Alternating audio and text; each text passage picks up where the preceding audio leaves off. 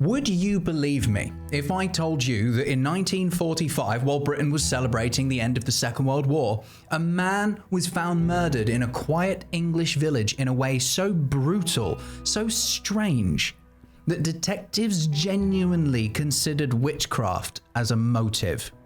Not gang violence, not robbery, not revenge. Witchcraft.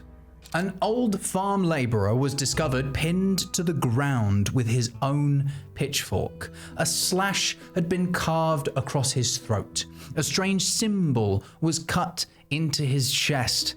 And surrounding the body were whispers that this wasn't a murder at all, but a sacrifice. The deeper you go into this case, the worse it gets. Because this wasn't some medieval story dug out of a dusty history book. This happened in modern Britain. Police investigated it, newspapers reported it, and to this day, nobody has ever been charged. Some people believe that the killer died decades ago. Others believe the murder was connected to black magic groups operating in the English countryside.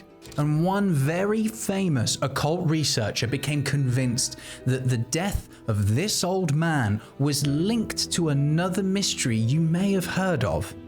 A woman found stuffed inside of a tree? Bella in the witch elm? That's right. Apparently we've got ritual murder cinematic universe lore.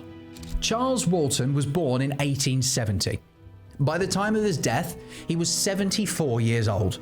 A farm labourer who had spent practically his entire life working the land around Warwickshire. Now, if you ask the people in the village what they thought of Charles, they'd tell you that he was just an old countryman. But if you dug a little deeper, the stories started.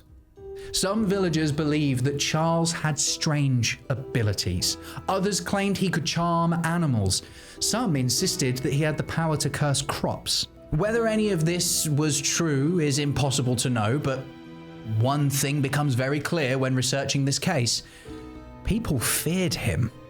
Not openly, not dramatically, but in the quiet, deeply British way where people lower their voice in a pub and say, "He's not quite right, him."